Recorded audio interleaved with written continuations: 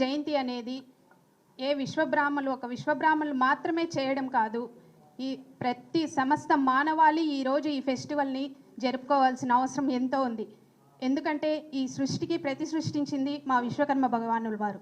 ఈ కలియుగంలో ఈ ప్రతి మనిషి ఇప్పుడున్న నివసిస్తున్నటువంటి జీవన శైలికి ముఖ్య కారణమే మా విశ్వకర్మ భగవానుల వారు.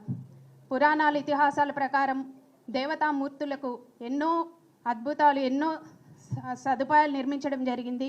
ఈ సదుపాయాలన్నీ కూడా వాళ్ళు దేవతామూర్తుల వారు స్వయాన విశ్వకర్మల వారి ద్వారా పొందడం జరిగింది.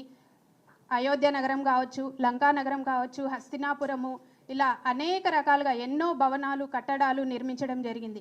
అంతేకాదు దేవతలు, అసురులు అమృతం కోసం పోరాటం చేస్తుంటే ఆ పోరాటంలో విశ్వకర్మ భగవానుల వారు ఎంతో కీలక పాత్ర వహించడం జరిగింది.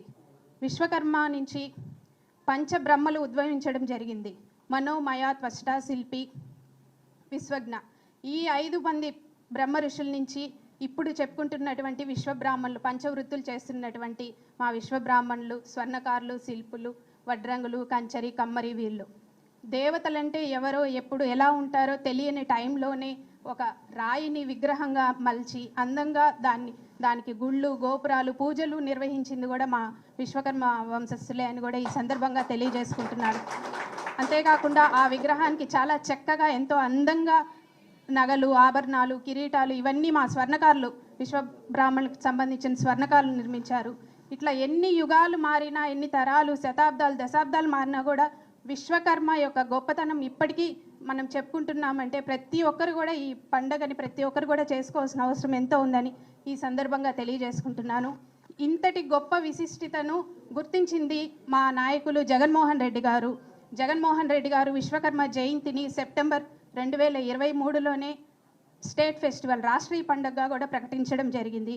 దానికి యావత్ మా విశ్వబ్రాహ్మణ కుటుంబ సభ్యులందరూ కూడా ఎంతో సంతోషాన్ని వ్యక్తం చేయడం కూడా జరిగింది. అంతేకాదు 2019లో మన జగనన్న అధికారం చేపట్టినప్పటి నుంచి ఎన్నో సంక్షేమ పథకాలు పెట్టిన విషయం మనకందరికీ తెలిసిందే. ఆంధ్ర రాష్ట్రంలో ఉన్నటువంటి మా విశ్వబ్రాహ్మణ కులాలు మాత్రమే దాదాపుగా జగన్మోహన్ రెడ్డి ఇస్తున్నటువంటి సంక్షేమ పథకాల ద్వారా ఆయన అధికారంలో ఉండేటప్పుడు దాదాపు 142 కోట్లు మా విశ్వబ్రాహ్మణ కుటుంబాలకి లభించింది. దీనికంతా మేము ఎంతో సంతోషంతో వ్యక్తం చేస్తున్నాము. రాబోయే రోజుల్లో కూడా మా జగన్మోహన్ రెడ్డి గారు మా జాతిని అభివృద్ధి చేయాలన్నా, ముందుకు తీసుకెళ్లాలన్నా